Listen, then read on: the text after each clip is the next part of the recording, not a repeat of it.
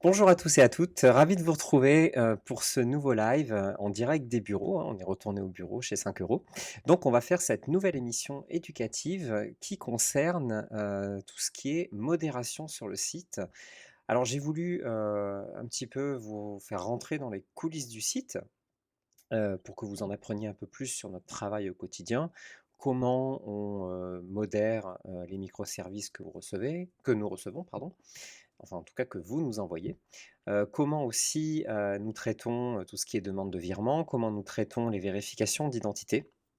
En tout cas, il y a pas mal de sujets à aborder et pour ça, je ne vais pas être tout seul puisque je vais, être accompagné, de Mathilde. Alors Mathilde, qui n'a pas de webcam, mais qui va pouvoir discuter avec vous. Vous aviez sa petite photo là, hop, juste au-dessus de ma tête. Salut Mathilde, comment ça va? Hello, bah écoute, ça va bien, merci, merci pour l'invitation. Ah bah, écoute avec plaisir, hein, moi j'adore recevoir des membres de l'équipe, hein. On avait déjà reçu, Suzanne, Geoffrey, on avait reçu aussi Johan, on va en recevoir d'autres. Mais, quoi de mieux que, notre plus ancienne finalement, modératrice pour présenter tout ce qui est la modération sur le site. Mais avant Oui. toute chose, tu peux juste présenter un petit peu l'équipe, combien vous êtes, comment ça se passe? Ouais, alors, officiellement, on est 3 modérateurs. Donc il y a Alexis qui est là depuis un tout petit peu plus d'un an maintenant. Il y a Benjamin qui nous a rejoint très récemment au mois de mai, si je ne m'abuse, suite à l'activité du site qui a bien monté.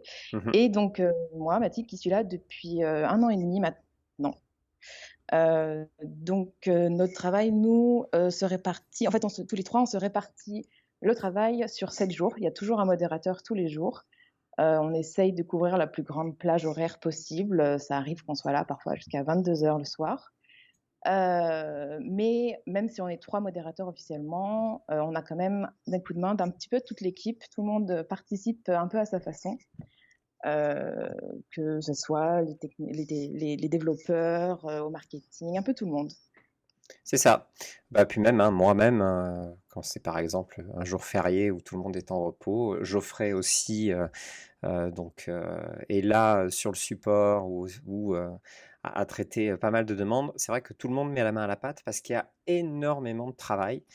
Vous êtes très nombreux, hein, à soumettre des microservices, vous êtes très nombreux à être, venus sur le site, hein, puisque faut penser que depuis, mars, on a à peu près, doublé en termes de nombre d'inscrits chaque jour.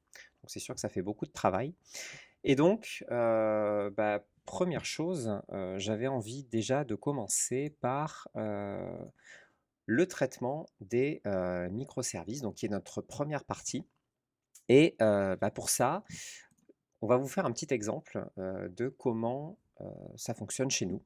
Donc, vous voyez mon écran, hein, qui est actuellement sur la page d'accueil sur 5 €. On va basculer sur notre partie développement, hein, puisqu'il faut savoir que, quand le site est en ligne, c'est la version que vous voyez nous. Nous avons toujours une version avec des données de test et un site, en développement et c'est là-dessus dont je vais vous faire avec Mathilde, un petit exemple de soumission, de comment on traite et de ce qu'on vérifie, lorsque vous soumettez ou que vous éditez un microservice. Donc là, c'est une interface que vous connaissez, hein, puisque je viens de soumettre un microservice qui est créer une bannière publicitaire et donc sur la partie, administration, ça se passe comme ça, en fait.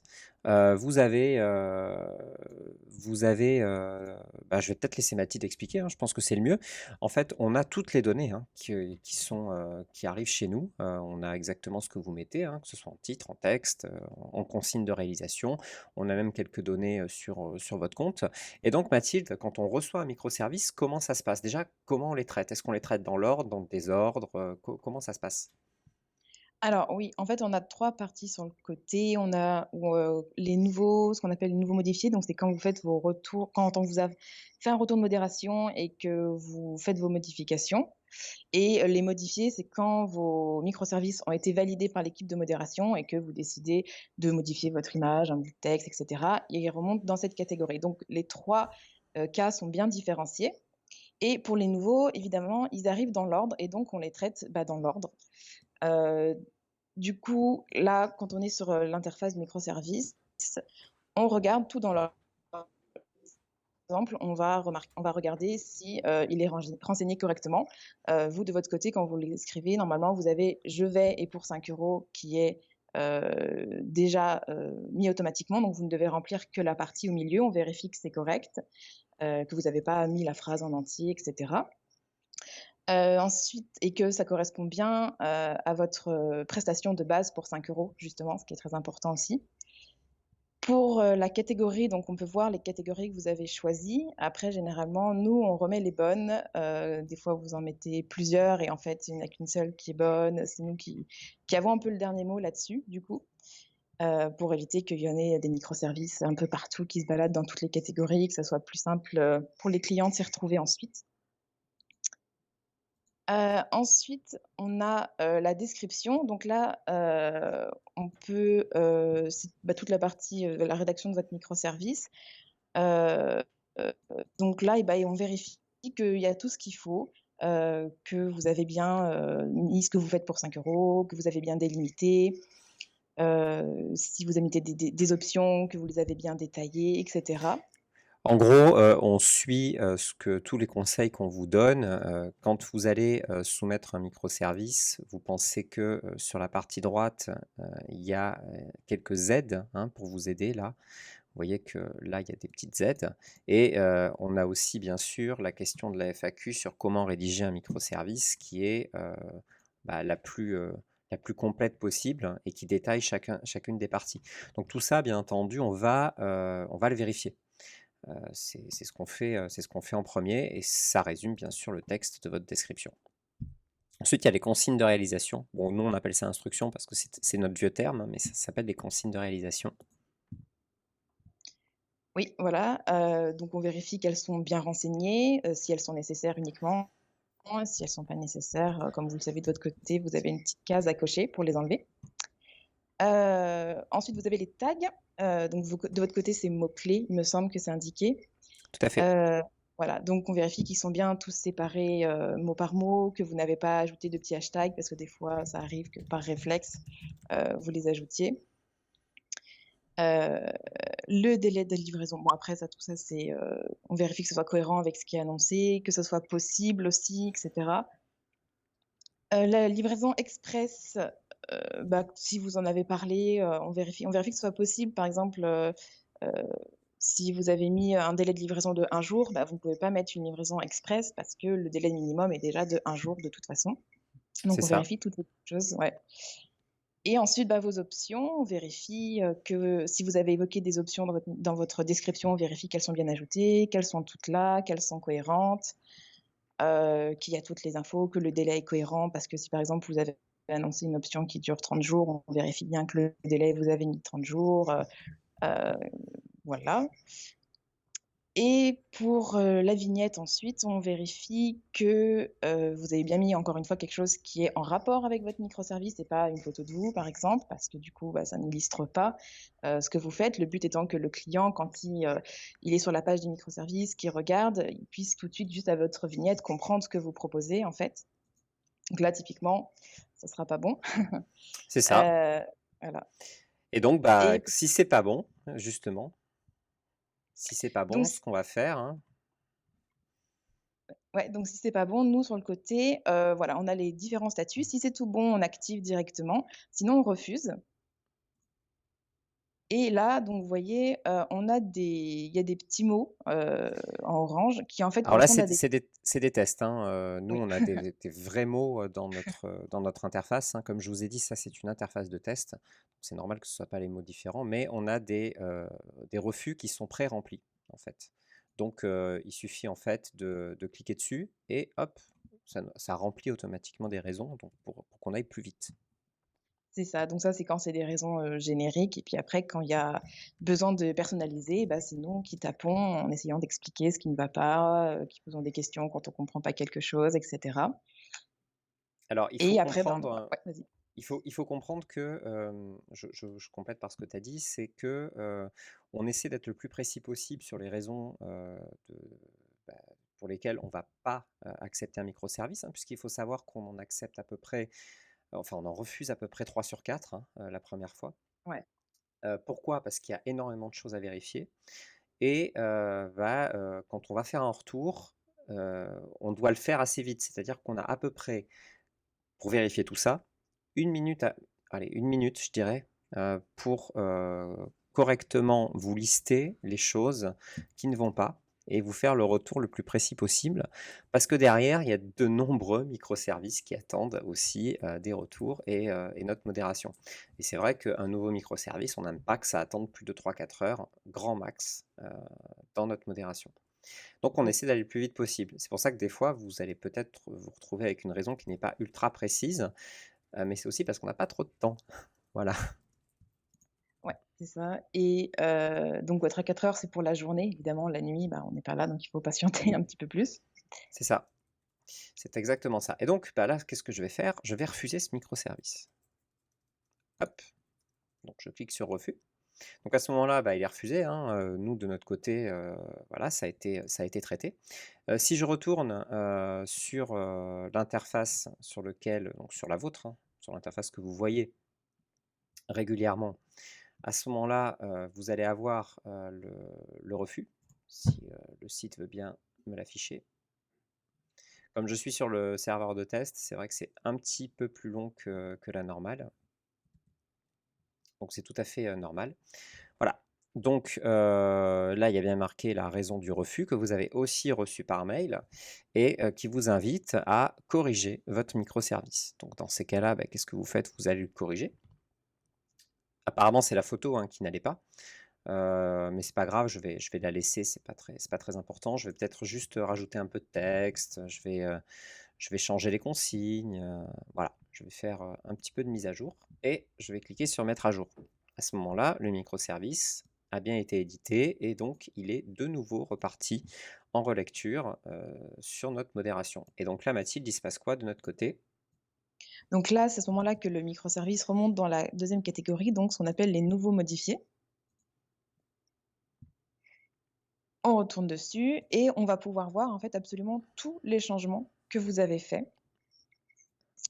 Tout est indiqué, Donc là, voilà. par exemple, j'ai rajouté On un voit tout petit ce qui paragraphe, hein. On voit que le paragraphe a été changé. On voit que j'ai, supprimé les consignes de réalisation. On voit que, la précédente modération était que la photo n'est pas correcte, ce qui permet à un modérateur de reprendre facilement la suite, de quelqu'un qui a modifié précédemment, enfin en tout cas qui a fait un retour, sur un microservice.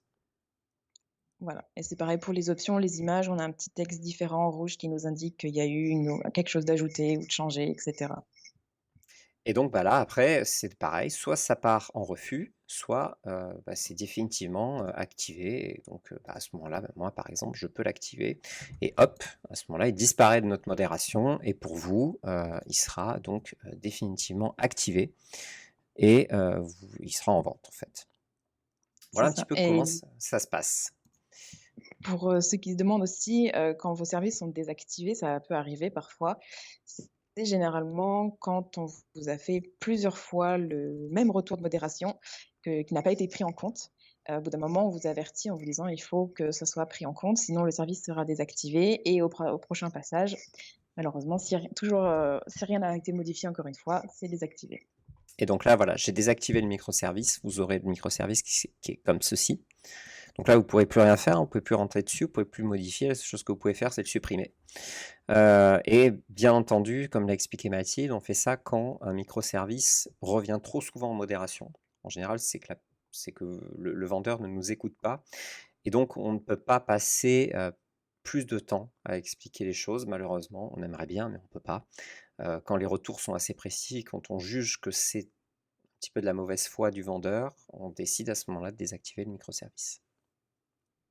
Pour permettre aussi aux autres, hein, de pouvoir soumettre et de ne pas engorger, la modération.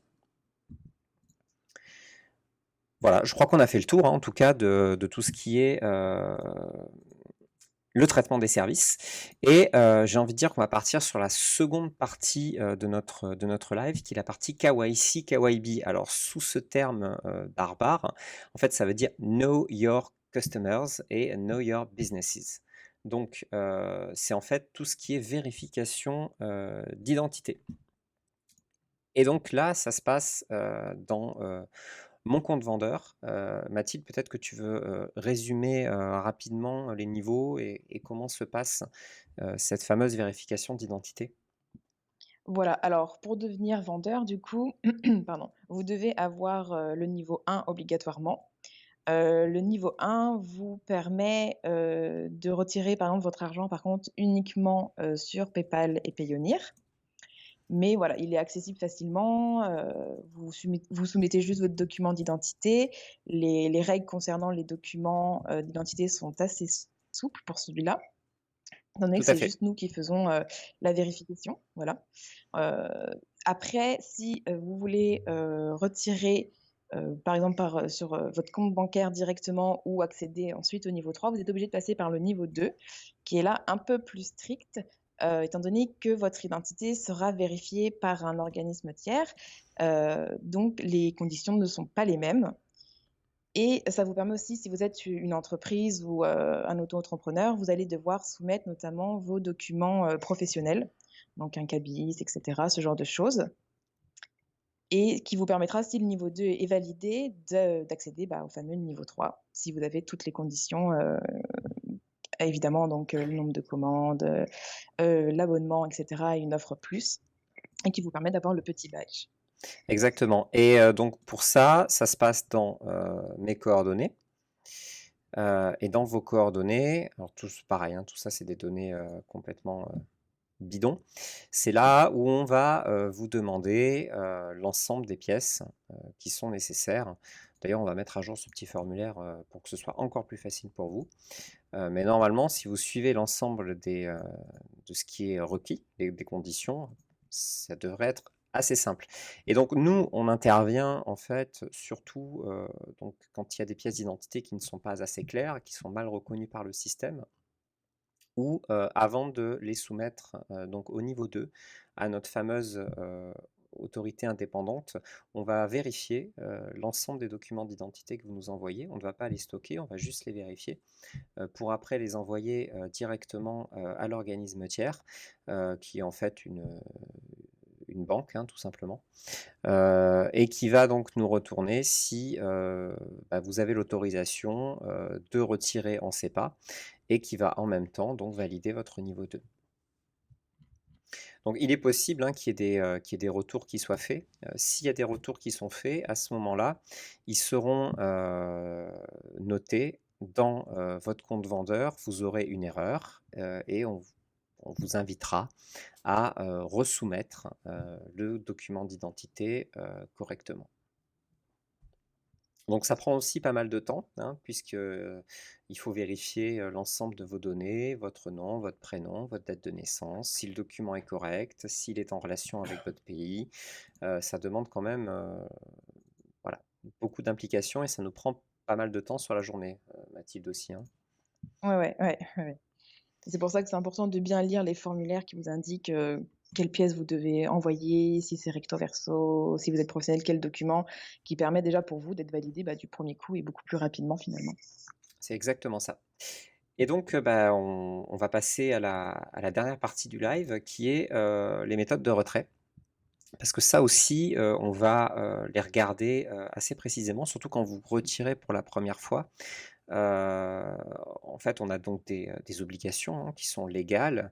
On doit lutter, contre, tout ce qui est blanchiment d'argent, contre, finalement des paiements avec des commandes qui sont vides. Chaque commande doit avoir en face une raison d'être passée avec une vraie livraison. C'est pour ça que tout doit se faire sur 5 €, c'est pour vous protéger.